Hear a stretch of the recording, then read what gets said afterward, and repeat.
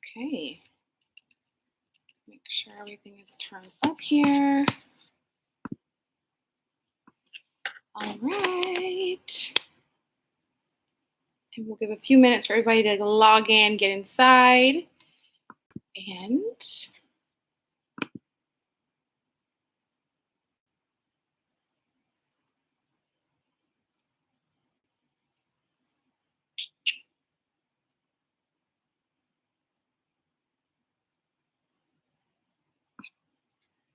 okay. Hello, hello, hello.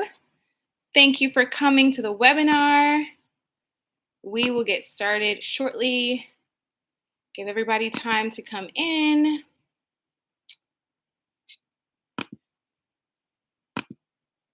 I'm going to pull up my slides here. Wait, what is that?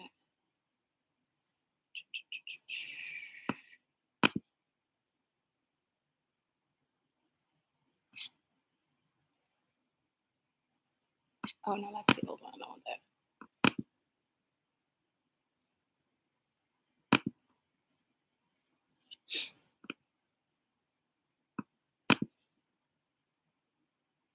Yay! Yay. I'm glad that you were excited. Thank you so much for coming.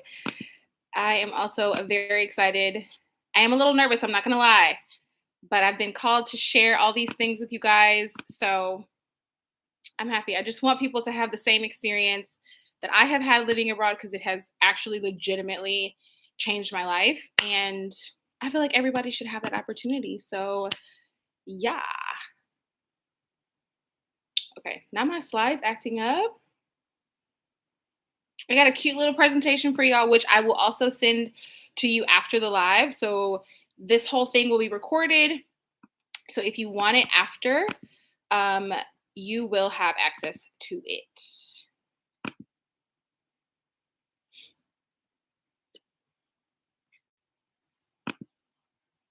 There we go.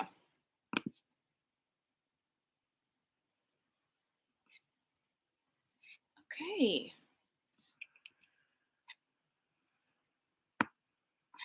I'm just going to share my screen with you guys. Hello, hello, hello. Okay, let me make sure you guys can see my screen.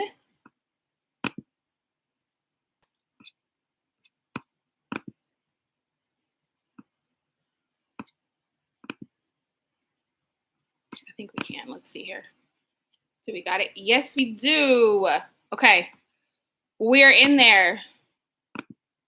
I'm going to remove that.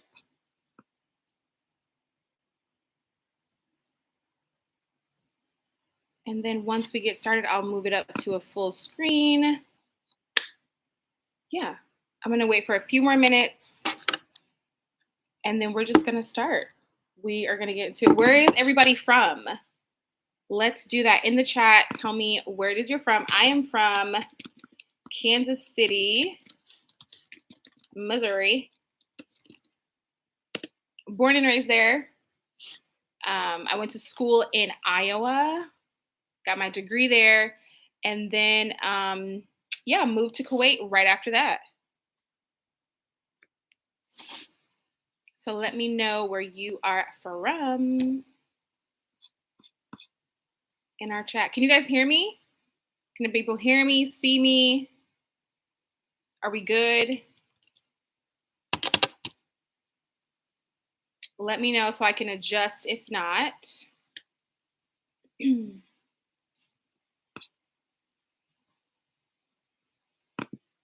But hopefully everybody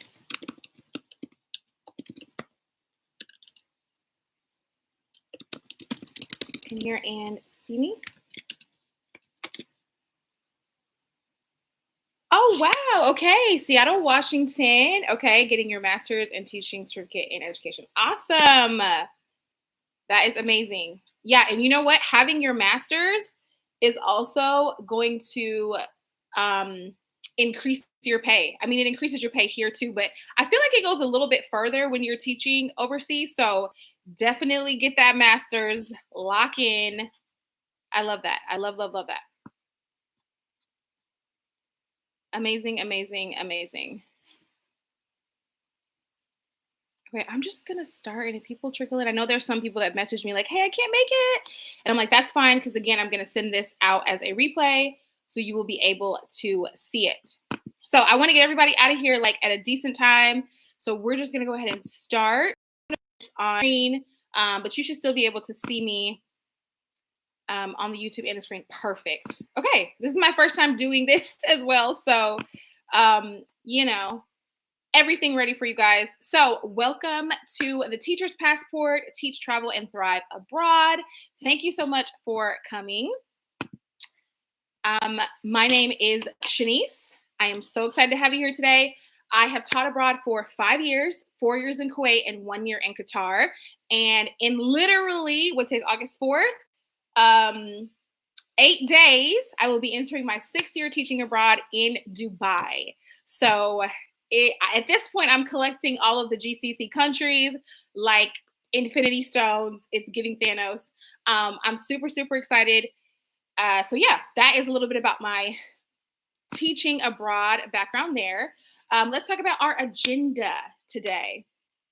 Okay, the benefits. These are the things that we're going to talk about through out the live. So, benefits of teaching abroad. I'm going to be specifically talking about the GCC countries. And the GCC countries, if you're not familiar, is that group of countries in the Middle East that includes Bahrain, Saudi Arabia, Oman, Qatar, Kuwait, and the UAE. So these countries are my preferred places to teach in. Again, you can literally teach anywhere you want to in the world. Like, I'm not even kidding that. My first year in Kuwait, there was a girl, another woman, another teacher who literally taught in Kazakhstan. And I was like, girl, first of all, where even is that? Like, what do you mean? So do not limit yourself to, just a small region or a country. There are specific reasons why I like teaching in the GCC that we'll talk about.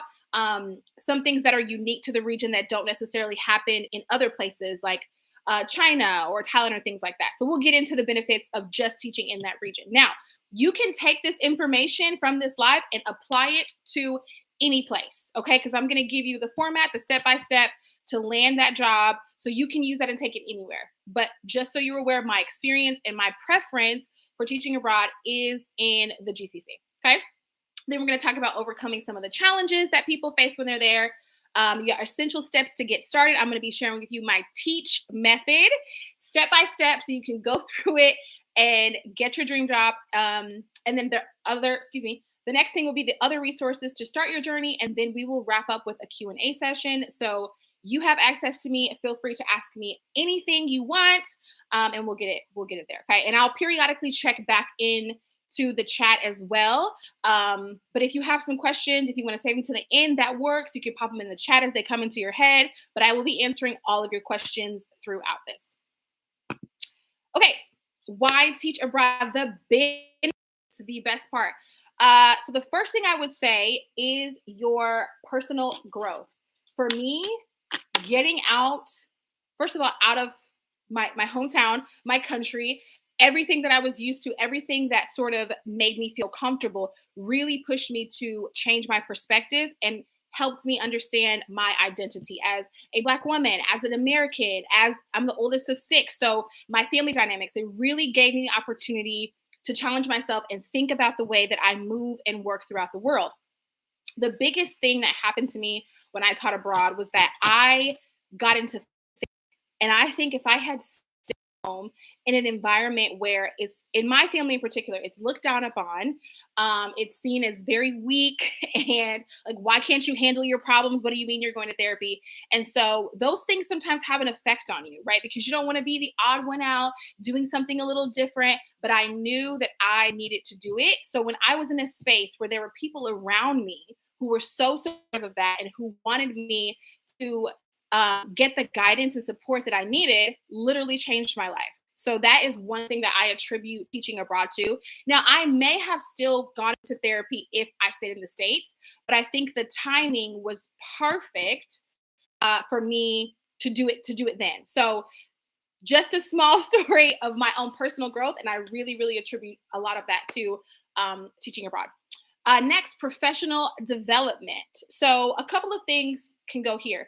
I know so many people who have started their journey as teachers and worked their way up to vice principal, principal, and even work their way up to superintendent abroad. So many people. Even my first year in Kuwait, no, second year at my second school, our superintendent, she literally started there as a teacher. She had been in Kuwait for, I think, 20 plus years, right? So she had developed relationships. She learned the way that things worked, and she was able to transform her life. And now I'm pretty sure she's retired, living her best life, because that Kuwaiti dinar is something. Okay. I love it.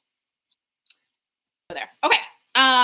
So that's one option for you, teach abroad. If you are someone who is like, okay, I want to teach abroad, but I also have these other goals in my profession, like I want to be a vice principal, I want to be a superintendent, I want to be whatever, you do have those opportunities to do that abroad. And in my humble opinion, the money is going to be better. It's going to last longer, especially if you are in the GCC region. And then if you say like, hey, you know what? I want to come and teach abroad for 4 or 5 years, and then I want to go back home to wherever home is for you. That teaching abroad is going to look so amazing on your resume. After my first 4 years abroad in Kuwait, excuse me, I went back home. I literally could have had any job I wanted, because just the idea, just the fact that I was able to pack up my things, move across continents, and teach abroad really showed people the kind of person that I am.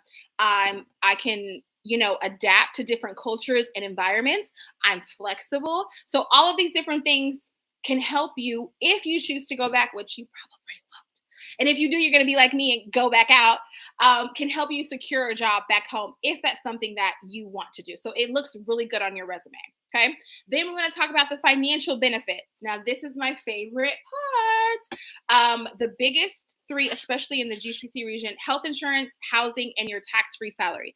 Now, like I said before, that tax-free salary is very specific to the GCC region. Okay.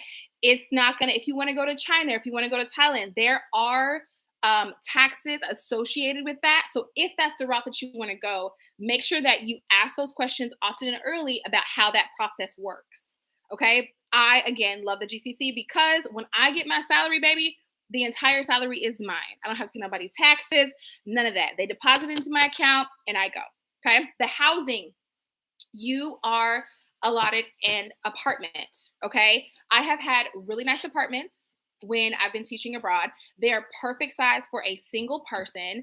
And depending on the school, some schools cover everything. Some schools may have you pay small things like internet or utilities, which again, with your tax-free salary is going to be not very much for you. And it's definitely going to be better than the prices of rent, utilities, and everything at home.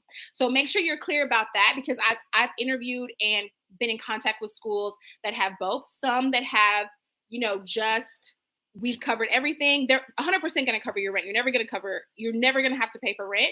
But like I said, those small things like Wi-Fi, maybe water, those itty bitty things. So make sure that you're clear on that when you're applying for the school. Like, hey, how does your housing work? Is it all inclusive, or am I going to have to do water or lights or things like that?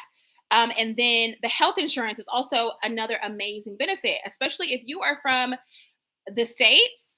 Goodness gracious. When I moved to Kuwait, I want to say it was my third or fourth year. I got super sick.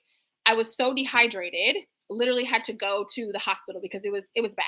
I had to get an IV in my arm. They're pumping me with liquids. I had to get medication. At home, that would have been $1 million. Okay. $1 million. Okay, I'm kidding. Not that much, but it would have been expensive for that small hospital stay for what I needed. When I was there, I didn't pay anything for that interaction.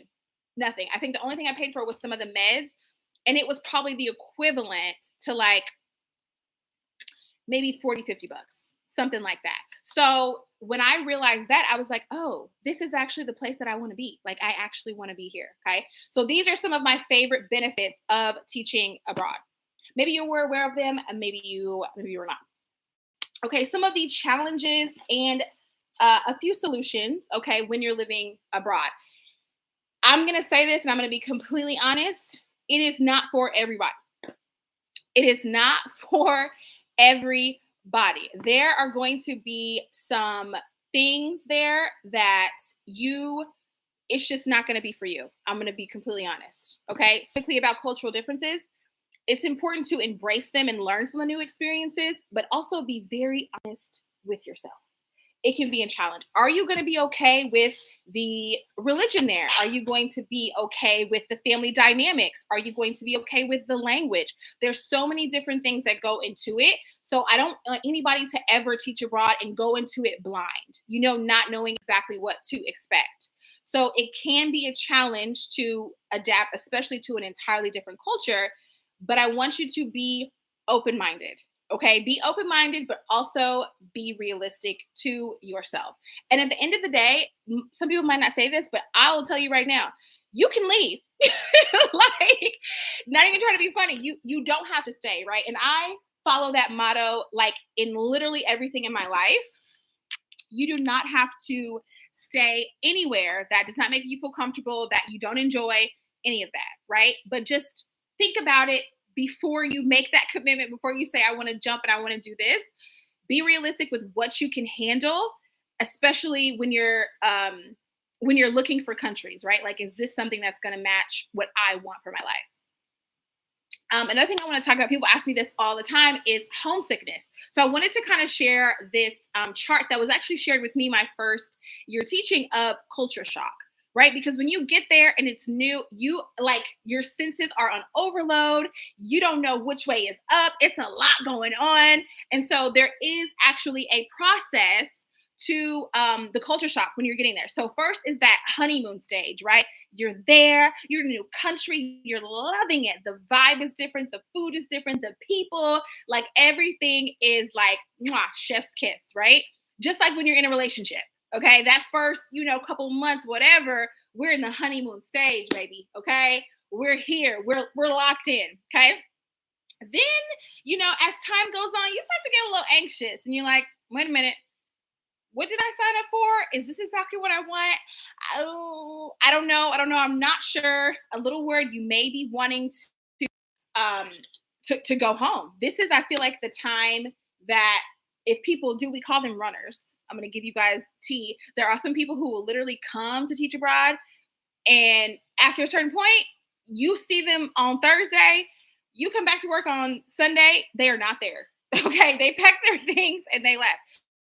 A real thing that people deal with, right? And I think it kind of happens at this anxiety adjustment period, or before the adjustment period. And then the adjustment comes, right? If you can get through the honeymoon, the anxiety, and you start to, make your connections with your coworkers or friends, or find different hobbies and things that you enjoy doing, you start to adjust and feel like, this is my life, this is what I want to do, this is where I'm supposed to be, I enjoy this. And then you get there to that acceptance. You're like, okay, all right, I've adjusted, I've kind of found my space, I accept it, and that's what it is. Okay. So if you, in that anxiety adjustment period, there are so many different things you can do. When you start your journey of teaching about whatever country it's in, get on Facebook. If you're not on Facebook, make a profile and search teachers in Qatar, teachers in Kuwait, American teachers, whatever it is. There are so many Facebook groups that you can join. You can talk to people. You can ask them about schools. You can start making those connections before you get there. So when you land, you don't necessarily feel completely out of place, because you've already spent the time online getting to know people, getting to know the environment. And some people even on those sites will be like selling things because they're moving and going to the next place. So you could even be able to furnish your apartment, things like that. So that's the first thing I would do when we're talking about homesickness and being worried about how you're going to feel and adjust when you're moving to a new place. Okay, so that would be my first thing. Join those groups. Another thing is, I had a coworker this year in Qatar who was Canadian. And when she was talking about the process of moving abroad with her family, one thing she said was, I cannot do this alone. So if I'm going to do this, I need somebody to come visit me every 3 months. And now I know that is a privilege to be able to do that. And some people might not be able to. But if you could come up with something to say with your family or friends, you're like, hey, even let's meet in this country, or let's get in this place, like planning those things ahead, it not only gives you something to look forward to, but you know that you'll always have that support. So literally every 3 months, there was somebody there to support her. It was her sisters, it was her friends, it was her cousins. So she really was able to combat some of that homesickness because she still had her people with her. And then another thing is finding activities that you enjoy. I think in general too, and I talk like a lot about this with my friends, we've lost the art of like doing things that we enjoy. And I think that's one of the best things about teaching abroad because you really do have that time to tap into that. For example, this year, I also sing and I write music, and I have always wanted to play the piano. It was too expensive for me to do it when I was here in the States. And I said, when I move to Qatar, I'm going to do piano lessons. And I started piano lessons and I was able to do them the entire year. And it was amazing. And I was able to make some friends that way and build some other connections. So finding those things that you enjoy. Also running. I'm a runner. There's, even though it's hot, there were so many opportunities to do run clubs, to do races, all of those different things. So I don't want people to think that just somewhere you can't do the things that you enjoy or find those hobbies, because you absolutely can if you're willing to take the time to do a little bit of Google searching to find those. And then, of course, just like scheduling regular times on either FaceTime or whatever, excuse me, to talk to your friends and family. There's another really wonderful app, if you're not familiar with it, called Marco Polo. And basically, you can just take videos back and forth with family members, and they can watch, or friends, whatever, they can watch your video, you can watch theirs, and you can reply back and forth. So I really love Marco Polo as another way to kind of keep people updated and keep those connections alive while I am abroad. Okay, let me just check over here. Everybody's so good in here. Are we good in the chat? Yes, everybody? Okay. Let's keep it going.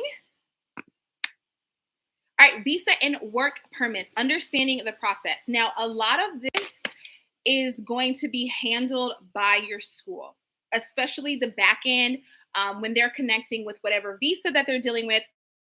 That's going to be all on them. But your part, some of the paperwork, I'm not going to lie, can be very overwhelming, right? It can be kind of frustrating, especially if you're new to navigating it. Okay, so making sure that you are asking plenty of questions often and early to understand the process. I don't care how you have to call, email, do whatever. Make sure that you understand what is required of you, because a lot of the stuff is time sensitive. Not getting your visa on time can cause problems. So really making sure that you understand the process. And the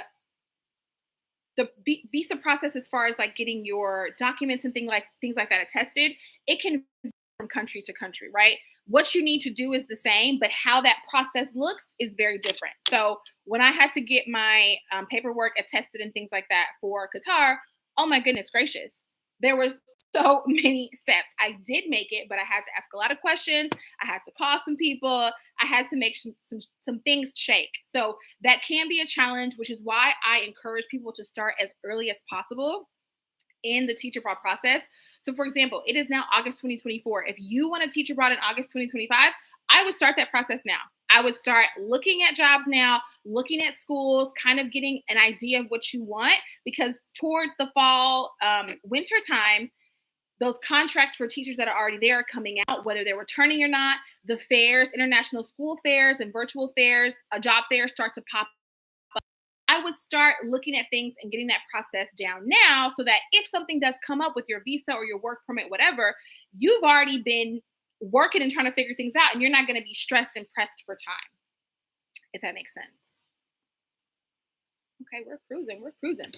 All right, so let's get into the nitty gritty. Let's get into the realty. I got my little note cards here. That's why I keep looking over here, because I want to make sure I don't miss anything. Okay, so essential steps to get started. I am going to share with you this TEACH acronym to help you organize your thoughts, the process, and what you need to do in order to secure that job that you want. Okay, so TEACH. T is target your destination. E, evaluate schools. I should have put this one in bold, red, underline, because it's so important.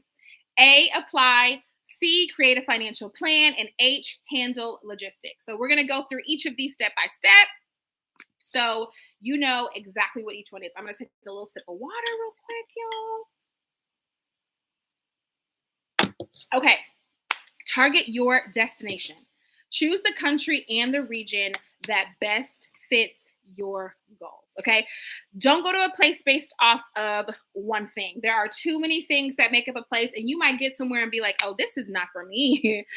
I'm not doing that. So make sure you consider factors like culture, climate, and lifestyle. The GCC region is the desert. It is hot. If you know that you are not going to want to be somewhere that's going to be basically hot 85% of the time, we have our few little winter months. It's not really winter, but the weather does cool down around end of November, December, January, around that time. If that's not going to work for you, maybe this is not the region that you want to be in. Okay. Lifestyle.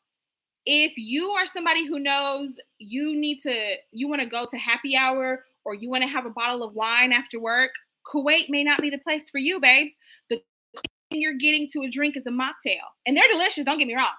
The DC has made they know how to do a mocktail, baby, because they're not drinking over there. Okay. So if that's gonna be what you want, you have to take all of those small things into consideration.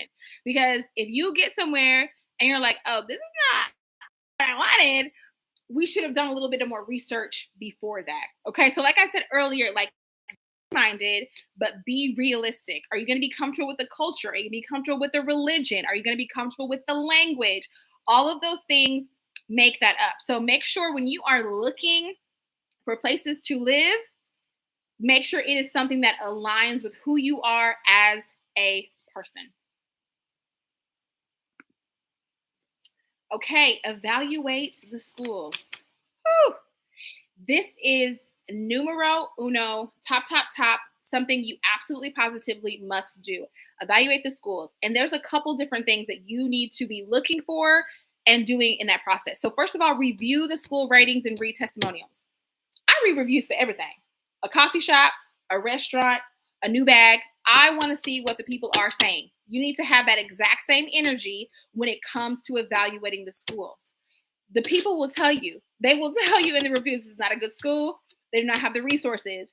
There's no principal. Like, you need to know what is going on, because I'm gonna be honest. Some of these schools are garbage and they can fly under the radar. So make sure that you are doing your due diligence to make sure that you are not getting got. Okay. So review the school ratings and read the testimonials. Now, this next one is a tip that I promise you nobody else is gonna tell you. And I have seen it. I have seen it in action. Check the school's website. Check their website. I know it sounds very specific, and I don't just mean like the homepage. I mean, go through it. Is the calendar updated? Is the president's welcome message from 2019 before COVID, or was it updated this school year? It's those small things that really show you how a school functions. Because if you can't even present to me, right, you can't even pretend with the website being together, I know that when I get there, the school will be in shambles. I know it, because why is the calendar from December 2019? It's 2024. I need y'all to update that. So it's like those little small things that people just don't pay attention to that I promise will make a huge difference. And also check their social media. What is going on at the school? What are we doing here? What are we doing here? What type of events are going on? Are parents involved? Okay, again, check the social media, read the comments, scroll through. As much as these schools are doing recon and their information gathering on us, we need to be doing the exact same thing, because you do not want to end up in a position where you are in a school that is garbage because you didn't vet it properly. Okay, so it is important to do all of those things. Okay, so evaluate schools. Very, very, very, very, very important. Okay.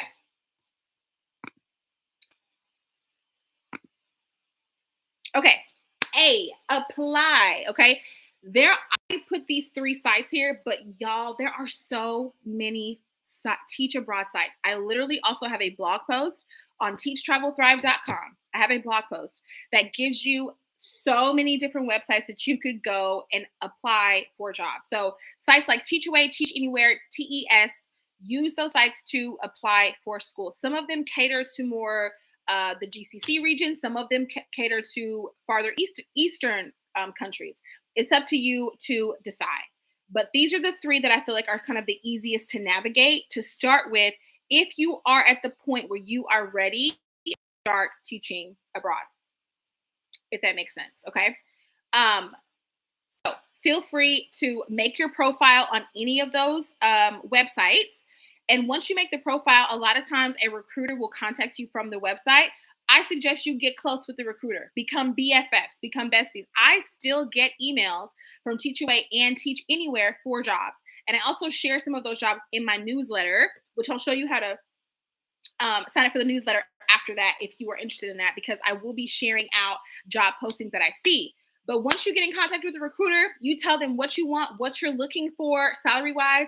That it is literally their job to send you jobs. Like, apply for this, apply for that, whatever, whatever. So be sure to keep in contact with the recruiter, set up your profile. And sometimes even they will want to schedule a call with you. Okay. And kind of get to know you a little bit better, see how they can help you. So I highly recommend that. When you are applying, again, since you've already done your research, you know how to vet the school, check it out.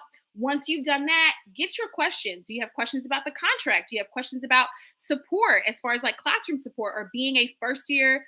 If you're a first year teacher or being someone, this is your first year teaching abroad, ask what kind of support the school has. And of course, ask about those benefits. Like I said earlier, is the housing completely free or am I going to have to pay for Wi-Fi? Okay. Transportation. What time does that come? I've had various different transportations. One of my schools, they picked us up by a bus. The next school had 3 different times for that same bus. Another school, we just had one. So figure out what that is. Am I going to have to Uber to work? Is there going to be a stipend for that? Okay. So make sure that you're clear. And it's so funny when I interview, I always have questions, always, because you're interviewing me, but I'm interviewing you. I actually had a school laugh. How rude. I pulled out my notebook to ask them questions because I'm not getting bamboozled. So once you apply, make sure that you either use these these sites, and get your questions ready. Okay. There's no such thing as a stupid question, especially if this is your first time doing this. Okay. This is also a major one. Our C stands for create a financial plan. I cannot stress how important this is. And this is kind of twofold in this one. Okay. So the first part is plan your budget considering the salary, cost of living, and benefits. Okay. Once you have applied and you start getting those offers rolling in, look at the salary. What are your different goals that you have for teaching abroad? Maybe you are somebody who has student debt and you want to pay off your student debt. Is that salary going to be enough for you to make a substantial dent in your debt and also be able to live your life there? Okay. I know people who have paid off, and I am not kidding you, hundreds of thousands of debt because they went to a place like Kuwait, for example, saved half their check or less than that and put the other half towards paying off their debt. Okay. That is something that you are realistically able to do because, especially in the GCC, because of the tax-free salary. So consider that. Or are you somebody who says, I'm only going to teach for 4 or 5 years. I'm going to take that money. I'm going to go put a down payment on a house in my own country and be that. Okay. So figure out what your financial goals are, and that can help you decide how you're going to function within your budget. Okay. Some other tips for figuring out the cost of living for things. Something that I always do is I look at the grocery stores in the country. So I'll Google like grocery stores in Kuwait. Look at the page and I'll see what's on there. Like, what do I typically buy? Compare that to my budget. Do I think that's something that's realistic? Am I going to be able to shop the way that I normally shop in my home country there? Small things like that. Also checking the Uber app. I know these are like very like random things, but they really do help because it gives you a sense of how you'll be able to function in the country when you get there, because you're going to need to go to the grocery store. There's going to be a chance that you're going to need to Uber back and forth somewhere. So checking the prices from A to B or here to there, things like that you might not necessarily think are important, but can really inform your decision and make sure that you're making the right one for you. Okay, so those are just some tips about planning your budget, considering your salary. Really think about what your goals are. What is your why for me? What am I trying to accomplish here? And maybe it has nothing to do with money and you're not really worried about it. You just want to have a good enough salary to, maybe go to brunch a couple times a month, get you a little massage and get your nails done. Like maybe that's what you want. So really being intentional about how you're going to move with your money. Okay. And then the second part of that is before you even go, save for initial expenses and emergencies. I would say at a minimum, if you are able to, 1,000 USD. And I put it in USD because it's going to be a lot of money. In a lot of other currencies, 1,000 USD is a lot of money, right? So I think just as a general guideline, 1,000 USD. So when you get to your school, I've seen it done both ways. Some schools will give you a moving stipend and they will literally take you off the airplane, and give you an envelope full of money. Okay. And that'll be for your first couple weeks, whatever. Some schools, you'll start and do that orientation week, which or orientation and start of school, which is like 2 weeks. So you won't get your first paycheck until maybe 2 weeks after you've already been in the country. Okay. So you need to make sure that you have the finance to hold yourself over to get groceries, whatever, get little things for your apartment until you get paid. Okay. Even if they do give you a stipend, I would still save that $1,000 just to have it. Right. And that's another reason why I say you should start your process a year early. Right. Because it might be difficult for you to save 1,000 right now, but over the next 12 months, you could probably do that. Okay. So pay attention to some of those things. I want to make sure that was all about the expenses. Yes. Okay. So say for those initial expenses, check with your school. Am I going to get a moving stipend to come there? Or am I going to have to wait that extra 2 weeks to get that first paycheck at the end of the month? What is it going to look like so that you can be prepared? And then H, handle the logistics. So finalize your move with the school. Be sure to confirm housing, visa, and travel plans. So with this one, there are some schools, again, they will pay for your flight outright to send you out there. Some schools will have you pay for your initial flight there, and they will reimburse you once you send them over the receipt for the school for that flight. So again, this is why we have to start planning early to figure out what kind of money we're going to be needing for those initial startup costs. So if you have to book your flight and you know that you have to book that flight in January to go somewhere in August, you're not going to be stressing about it because you have time to get your money together, to create a payment plan, whatever you have to do to get that flight. Okay. So just make sure you ask about that. Is this flight covered up front, or do I have to get it and then you reimburse me? Okay. Making sure you have your visa stuff. I got to get off this live and go make sure I go sign my visa paperwork because my school has just sent it over to me. So make sure that you're asking that. Confirm your housing. Okay, is my apartment ready? Where's the location? Things like that. And then ensure all necessary documents are in order. With this, keep a copy of everything. Make a copy of your passport. Make a copy of your visa. Make a copy of your transcripts. Okay. I, for one, love to have the paper version of everything. I do not care. So make sure that if that is something that is important to you, go ahead and have a copy of everything, especially when you get to the airport in case people have questions about things like, what are you doing here, girl? You have everything to back that up. Okay. I hope that makes sense. I'm talking a lot. Let me make sure y'all good. Okay. I missed what this comment about that so smart was. Let me know what that was about. Recommended by. Okay, I will answer that. Yes. Okay.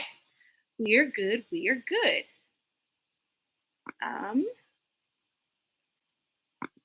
Okay. We're making good time. We're gonna have plenty of time to talk. So these are some more resources that I have to get you guys started on your journey. Obviously, I am here to help everybody, and I'm trying to do that in the best possible way that I can while still being a full-time teacher and sharing all of the content that I share with you guys. So these are some resources that I have put together to help you if you want me to be a little bit one-on-one with you. So I have created a course, which I'm actually so excited. This is the first time that I'm really sharing it with people. It is a Teaching Without Borders course. It is $297, and there's also a payment plan option. I also have an ebook that I created, Beyond Borders, Your Roadmap to the GCC, and it literally talks about Kuwait and Qatar. So if you want either of those countries, I've put everything I know about both of them in there, from how the housing is going to look like to how you're going to get alcohol and pork, like the range, everything. It's over like 80 pages. All of the information that you need is there. And then I also have my Teach Travel Thrive website, which I am so proud of. And I have put a lot of articles and blog posts up there about teaching abroad. I'm also going to be putting some itineraries on there if you're looking for more travel things. So the Teach Travel Thrive website, make sure that you subscribe to that, join the newsletter so that you can stay up to date with all of that. So the Teaching Without Borders course, Build Your Dream Life Abroad, everything you need to know about teaching abroad, step-by-step guidance from job search to settling in. And we're also going to have a private community of other teachers who are on this journey as well. I literally love talking to everybody about teaching abroad. Like when I go live on TikTok, in my Instagram or TikTok chit chats, like I love talking to you guys. So I think it would be so cool to just have us all in one little area where we all talk about teaching abroad together, learn from each other, figuring out what schools are good, what schools are not. So that is going to be a part of it as well. Advice from experienced teachers and recruiters. I have actually contacted and been in communication with some recruiters who are going to come and do some private lives with people who are in the course, which I'm really excited about. And then other teachers who have taught abroad in various countries will be able to come and give you guys advice as well, which again, I'm so excited about. And then resources. I'm giving you my exact resources that I've used to land jobs, including my teacher portfolio, my resume, and literally every other tool, because there's so many different moving parts to teaching abroad that you just might not know if you're new to that. So I put everything literally together for you.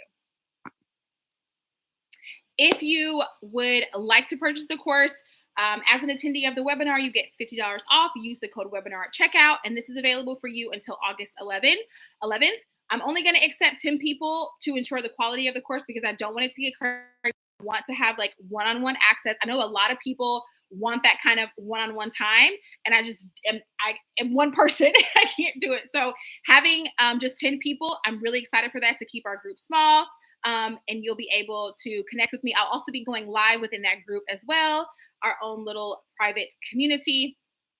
The classes will start September 1st. It will be self-paced, but I wanted, for people who are already teaching, I wanted you to get the month of August to get started, get into your routine, and then you'll have access to the class September 1st, and you can go at your own pace. The Beyond Borders ebook, which I have already gotten really good feedback about, your roadmap to the GCC Kuwait and Qatar edition. All you need to know about Kuwait and Qatar.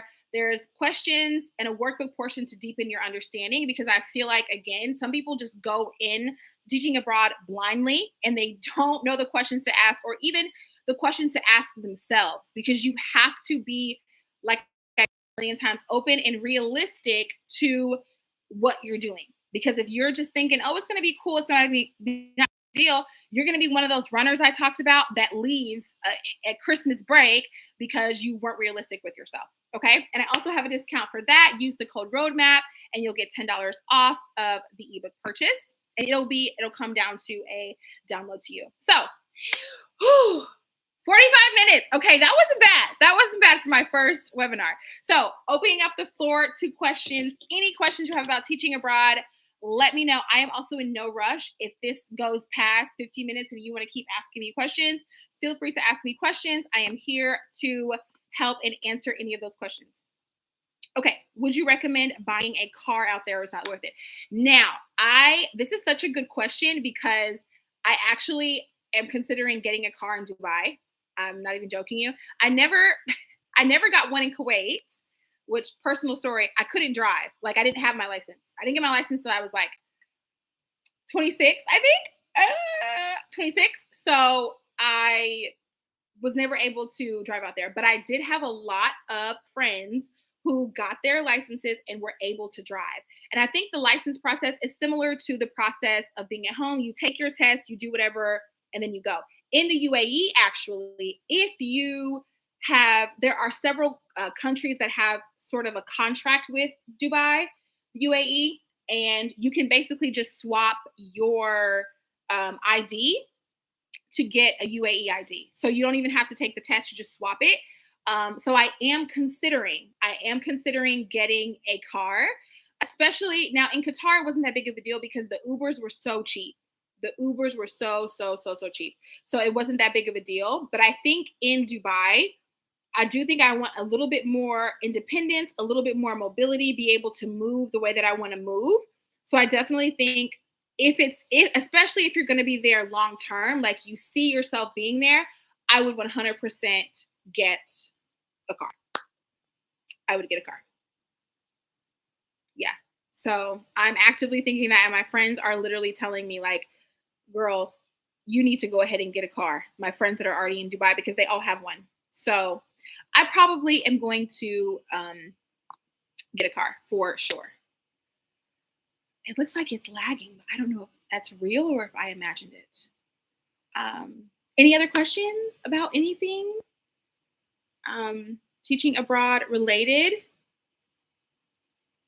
This was great. I hope you guys got value in it. Let me know your thoughts, your feedback about what you think about the webinar, if this was helpful, if it was not, because I'm really trying to make sure that I'm creating enough resources and opportunities to chat with you guys and share what life is like teaching abroad if possible. So any feedback I welcome, and I'm very open to it.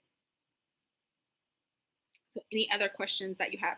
What would you recommend to pack? Oh, you know what is so funny? I'm actually working on a packing list. I'm working on a packing list. So depending on the country that you're going to,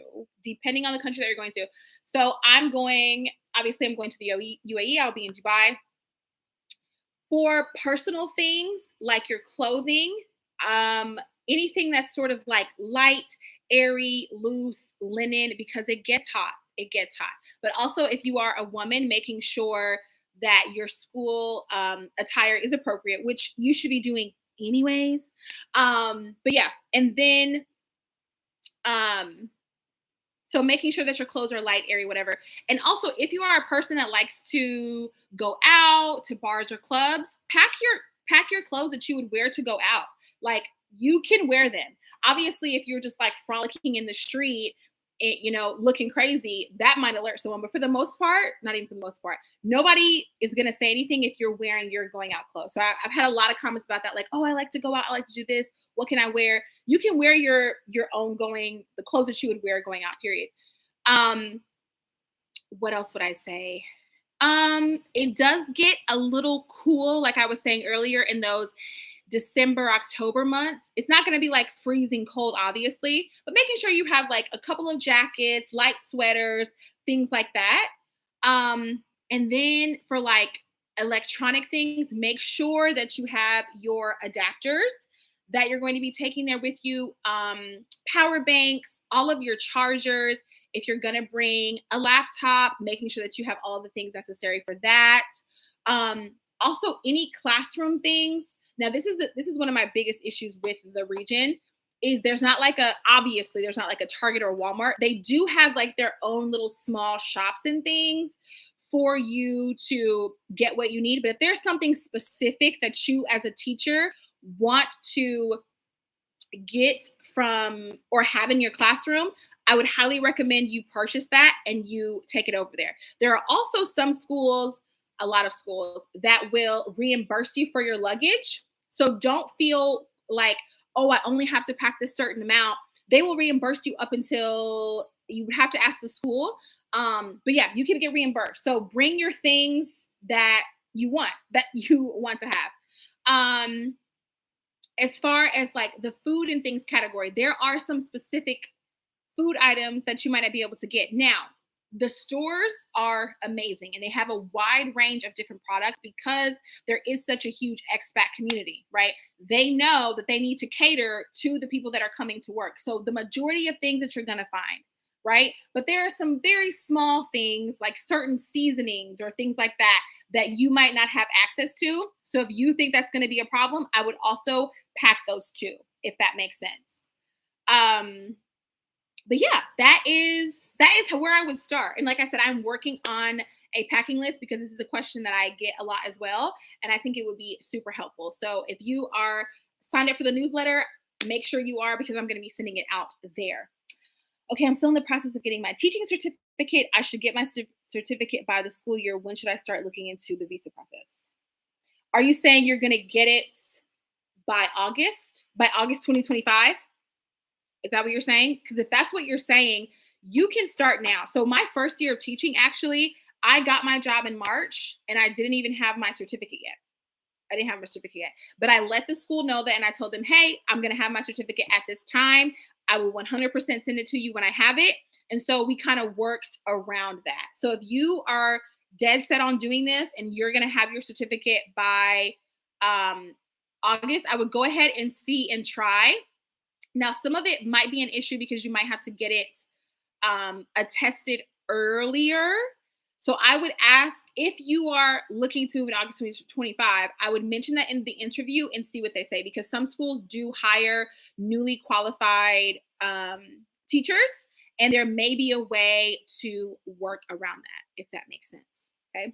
I like the health fitness space and I like healthy organic food, so my bill can be quite higher. And since you think it would be equally high abroad and take my entire paycheck, no, I don't think so. It can be some of the like not clubs, the gyms and stuff can be expensive for sure. Um, so I would watch that. If your school has like a free gym area or something like that, I would go there because sometimes they can be kind of expensive. But because you don't have the other normal expenses of being at home, I really feel like you'll be fine getting your organic food and things like that. Like you're gonna be totally fine there. And honestly, I'm not even kidding you. The quality of food is just so much better over there, like especially the meat, because the way they prepare it, like the halal way. And I really feel like that has an impact on the food. Like I'm not kidding you. So, and a lot of the things are, I find to be a little bit cheaper. Um, like fruits and vegetables and things like that. Like some things that I wouldn't here because they're so expensive. It was okay when I got them there because it wasn't as high, if that makes sense. But it definitely won't take your entire paycheck. You're gonna be fine. You're gonna be fine. And that's what I'm saying. Like when you go there, these small things that you worry about here, like, oh, I really want to have my organic food, but damn, sometimes it's so expensive. Over there, it's not a big deal. You know what I mean? Like here, I probably, when I was teaching here and living here, I wasn't getting my nails and toes done all the time, which it seems like a small thing, but it's something that I enjoy, right? We're allowed to enjoy things. But over there, baby, send me to the nail shop. Send me to the nail shop. Like I'm ready. I'm ready to get in there. I'm ready to go. So it's those small things like your quality of life just gets better because you're not worried about paying your rent or paying, your car insurance or whatever these things that are so expensive, or they can start adding up. You don't have those same types of issues when you're there, if that makes sense. I love this person. Oh, thank you. I'm glad because I was really like, okay, I want to give them everything. Like, what do we got? Okay, so I'm glad that you like the presentation. Thank you so much. How do you deal with behavior management? That is a good question. And yes, if you guys want to just ask me general teaching questions, I am actually in the classroom. I do actually teach. Um, it depends on, sometimes it depends on the class, right? Because there are so many different classroom management, I don't want to call them gimmicks, but like things that people say you have to do this to do that, whatever. My biggest classroom management tip on earth is when those kids step their little toes in that classroom, your expectations need to be through the roof. Okay? Expectations, set your routines. Along with that, you need to practice. Now it's going to sound insane. What I'm about to say sounds stupid, but I'm telling you every single year I've done this and it works every single time. So when I'm talking about routines and expectations, if there's a certain way that you want the kids to come into the class, I'll give you my example. Every year that I teach, my kids, when they come into the class, they drop their bag off, go figure out if they're do their attendance stick or whatever it is, and then they start their morning work. Every single year I've done this. That is our routine in the classroom. If you finish your morning work early before we start our morning meeting, because that's another classroom management thing, is having a morning meeting, I think is crucial in the morning, especially for the younger students. So Once we start that, if you finish your work early, you can go either read a book or play a game. Okay. So when I was sharing this expectation with my students, we practiced it. We did it over and over and over again. We grabbed our bags, we went outside, we stood up, we came in, and they practiced. What does that look like? What does that sound like? What will I be doing? What will other students be doing? Okay, so you have to practice with your students, even things like walking in the hallway. I practice how to walk in the hallway with my students. I don't care. It looks silly. It sounds ridiculous. But just like when we are learning how to do something, kids need practice. They need to be shown how to do it. You can't just say, okay, this is how we're going to walk in the hallway. No, line them kids up, walk them down the hallway, walk them back. Talk about what they did well. Talk about something that you could improve. Okay. So you need to make sure that you are expectations, routines, practice, practice, practice.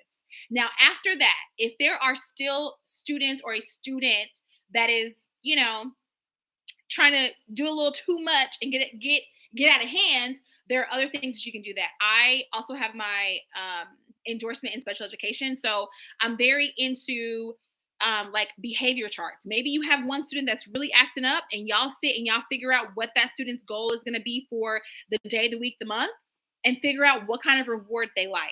Okay, so when you're doing that kind of situation, talking with the children to understand what it is that they would want to work for. Okay. Because some kids don't give a damn about a candy, a pencil, nothing. They don't care about that. So you have to know your students and figure out what is it that they need that they might be willing to adjust their behavior to receive, if that makes sense. Okay. But I would start expectations, routines, practice, practice, practice, practice, practice. How many students are in one classroom? I heard work-life balance hard to manage. It depends on your school. I have had, like this upcoming year, I think I'll have 20. I have had anywhere from that to 23. Some kids, some teachers have had more. I've never heard of anybody having more than 25. And then typically especially in the younger grades, you will have a TA, or in the one TA per classroom, or like a shared TA.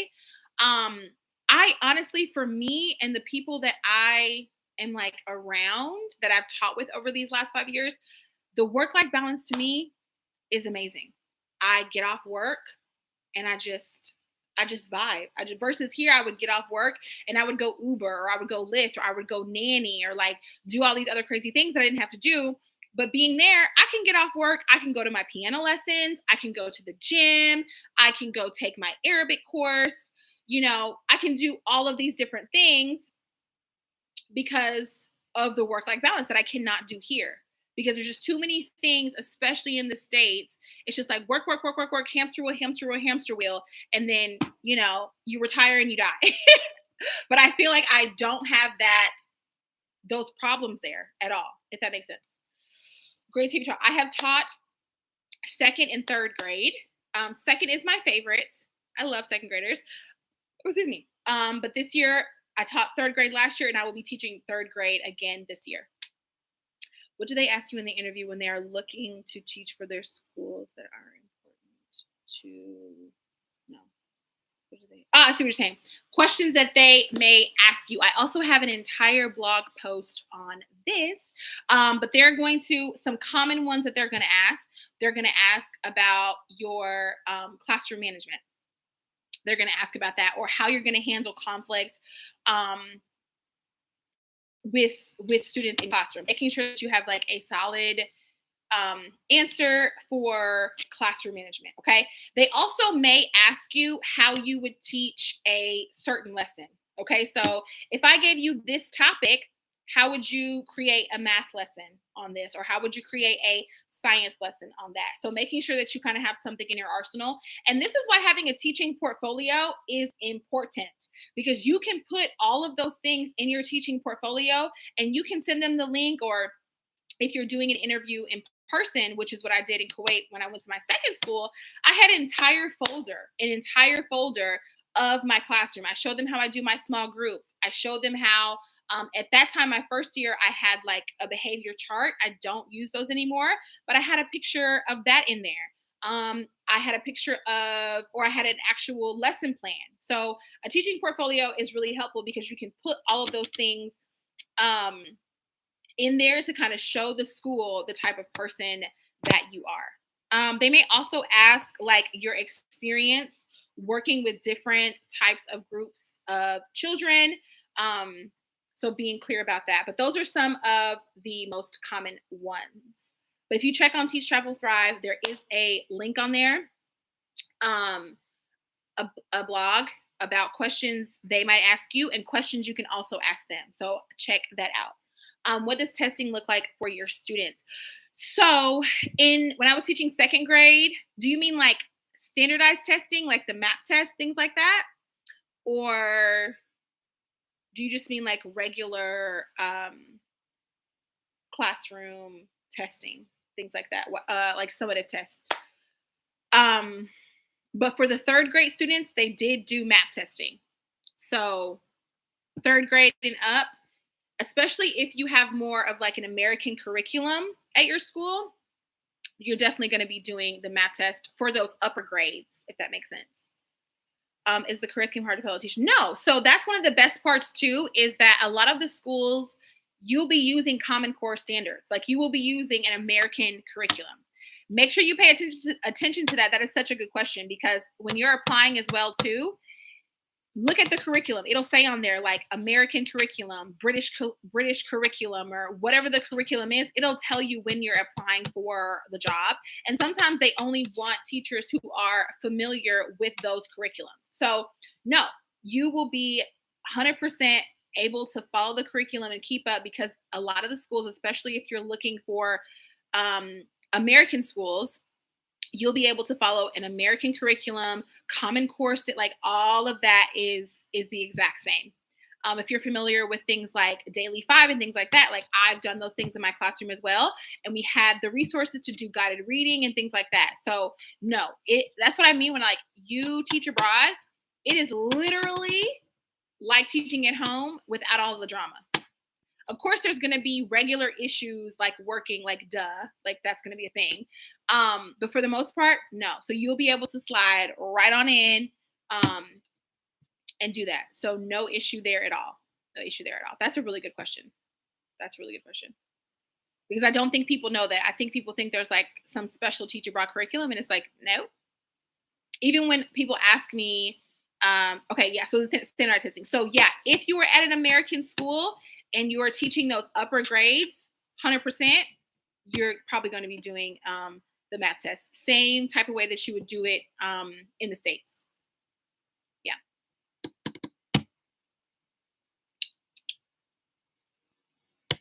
Any more questions or anything? Oh my gosh, this was so fun.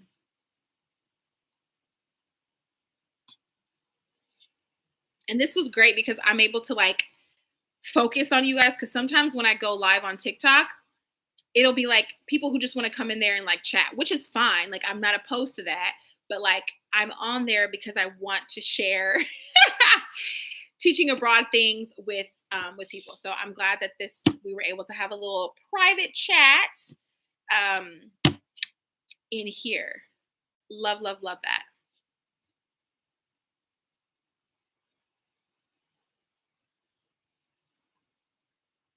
Ooh. All that talking, I'm thirsty. Okay, I'm going to click to our last slide. But feel free to keep asking questions. I'm not going to log out here for another few minutes if you still have something that you want to ask. So again, thank you guys so much for being here. Check out teachtravelthrive.com and join the newsletter. I'm actually going to show you. Get an apartment in school. Some of the apartments, so nice, so nice. My apartments in Kuwait, I was at 2 different schools in Kuwait, and they both had a pool, and they both had a gym. And then now I'm not gonna lie, my apartment in Qatar, I did not love it. And I think part of it is because my school was so cheap. They were so cheap. And they had changed the original housing that they had changed by the time that I got there. So what I thought I was getting was not what I got. So that was upsetting. But my apartment in Dubai is so nice. I'm so excited for it. It's in a beautiful location, very close to the beach and things like that. So yeah, that's why you need to ask about what does the housing look like, and if you can get in contact with somebody who already lives there to send you a video or an email or a screenshot, something to let you know what it is. When do they not give you a TA anymore? It depends on the school, but I feel like they stop around third grade. Around third grade, from my experience from teaching in 3 different schools, around third grade is when I feel like they stop giving you a TA. Do they just place you in any grade? Okay. No. You can, when you have your interview, it's the same as if you're interviewing at home. Let them know, like, this is what I want to teach. This is what I'm qualified for, and this is what I want to teach. So I always said I could teach second and third. I prefer second, but I will teach third if I have to. So yeah, no, they're not going to just place you. If you are at a crappy school, absolutely, that's something they might do because they're shady and they shouldn't be in business. But the majority of schools that are good schools, no, they're not just going to put you in any place. In any place. Maybe if you were just teaching English, but that's a totally different experience than actually being a full-time classroom teacher. But no, they're not going to do that. So let me show you guys the website real quick.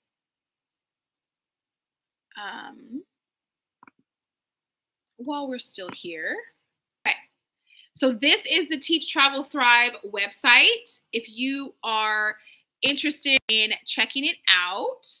Okay, so this is my precious baby. I'm still working on it, but I will be updating it regularly with new blog posts and information and stuff like that. So here's the home page. You can kind of see, we're taking a minute to load. Okay, so here's that article I was saying. I've got, if you schedule a teach abroad interview, here's how you can answer questions. So check out that blog if you want that. Some of my own personal journey, things that I've learned abroad, why I want to teach there. Here is the newsletter to subscribe if you are interested in that. And I'll be sending that out.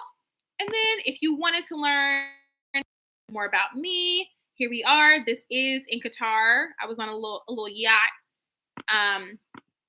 And then under the teach category, here we go. I have plenty of articles to check in with, to look. Yeah, I've put everything on there that you might need. So definitely check that out. The travel portion is empty right now, but I will be sharing some of my itineraries from places that I've traveled to, which I'm really excited because that's another question I get all the time. Well, how did you get there and what did you do there? So I want to start creating itineraries to share with you guys. So if you're traveling to a place, you can use my itinerary. And then the Thrive section here is going to be where I share some of my tips on how I'm taking care of myself, things that I'm learning, studying, how I'm deepening my knowledge as a teacher, things like that. And then on our shop page, you can check out the ebooks. This is my free ebook, The Introduction to Teaching Abroad. If you click the image, it'll pop right up. Boom. Here we go. You can sign up to get that. It's a quick ebook that just kind of gives you the basics, the introduction to teaching abroad. So if you're interested in that, that is available for you. And then, like I said, I do have the ebook and workbook here for teaching abroad in Kuwait and Qatar. If you use that discount, you'll get $10 off. So that is there on the shop page. And here is the course if you are interested in that. So you just join the course and do all that. And then also my contact, you can email me, set up a call, all those things. So the articles are the important part. So if you are looking to teach, you can look at the Teach Abroad and then teacher resources. So this is going to be more things that you'll have in the classroom. Okay, so this was an article or blog post that I made about getting students back on track. I will be making one for classroom management because that's a huge question that I get all the time. But for the other things, if you just hit that teach and teaching abroad, to have access to all of those resources.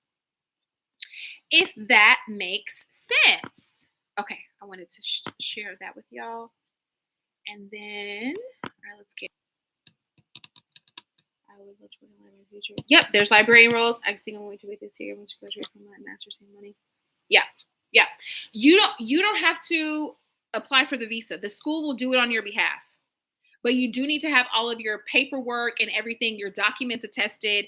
So don't worry about, I think I should have said that earlier when you had asked me about when you should start looking. You do not have to worry about, the school will handle the visa process as long as you have your documents ready to give to them, your attested documents, your passport, your certifications, all of that, you'll be fine. There 100%, there's library roles, 100%. Because that's what I'm nervous about. If you, so I would say, as far as salary range, depending on the country that you are and that you are going to be in, it's gonna vary. I think, especially in regions like the GCC, you are gonna get a better deal because you're just in the region. Like, the money is going to be better. So I wouldn't accept anything less than starting out, maybe like 40K a year. And remember, it's tax free. So if you're getting 40K at home, you're not really getting 40K because they're taking out taxes. You have to pay your rent, you have to pay your health insurance, car insurance, blah, blah, blah, blah. So all of those things really, really, really add up. But I have seen, especially in places like Kuwait and Saudi, man, because they don't have like the social pull that like Dubai or Qatar have, they're willing to pay a lot more. So if we're talking about salary, yeah, you will be good with that. And then what was the other thing I was about to say? Um, and again, checking the reviews, checking with the school, all of these things. Attested means they're verifying that it's a real document. So in the States, if you are coming from the state, sorry, my mind went blank. There's a process of how you have to get it notarized. You have to send it to the Secretary of State, then you have to send it to the Department of Education, blah, blah, blah, blah. There's all these steps so they can say, like, hey, this person actually did go to this school. They actually did graduate with this thing. And it is a real document, because you will be surprised how many people fake their documents to come and teach abroad. So yeah, that's what attested means. And I talk about all of that stuff too. There's a whole section on it in a course. Like, I made a whole video about it. I show you what my documents look like, everything. So yeah, as long as you're asking questions, you look at the school's website, you're able to talk to someone there. As long as you do your proper research, you're going to be fine. If you just apply and you don't look at anything with the school and you're not paying attention to it, oh, yeah, ugh, it might be kind of strange. But if you follow the steps, especially in that teach method, you're going to find a school that's going to work for you for sure. Yeah. Okay. Well, I'll take one more question if you have one, because I'm going to wrap it up and get off of here. But I'm glad that I was able to do this and get to know you guys. If you are not following Teach Travel Thrive on Instagram, go ahead and do that. And then my TikTok is obviously Shanice Untethered. Follow me on TikTok as well. And so you'll be able to keep up with all things happening. I'm going to be sharing a lot more than I did when I was in Qatar. I mean, I shared things in Qatar, but I really want to really take you guys through this new journey with me. So yeah, I am going to do not how long that process takes. If you are in the States, it takes about 12 weeks. It takes a long time. And I actually had to, when I first did it, the UPS lost my degree, like my actual degree, which I shouldn't have sent it. So I had to get a new degree. And then I had to have my friend send it for me. And then I had her send it to Qatar for me. It takes about 12 weeks. And they say that on the website. It may have changed now. Maybe there's not as much, time in between it, but it takes a while. So that's what I'm saying. If you start the process early, I've secured all of my jobs within February or March. And that's plenty of time to get all of your stuff done, early. But there are people who have secured jobs way earlier than that. and they're able to get their things done in a timely manner. So I hope that makes sense. Yes, you are welcome. I cannot wait to see you abroad. Good luck on your master's. I'm super excited that we were able to do this. Again, I will be sending this webinar out to whatever email you signed up with, so you can go back and watch it, look at it, take notes, do whatever. Thank you guys so much for joining the webinar. I really, truly hope that it was helpful and informative. And I will see you in the next one, because I'm probably going to end up doing this again. So thank you all so much. Have a wonderful Sunday, and I will see you guys soon.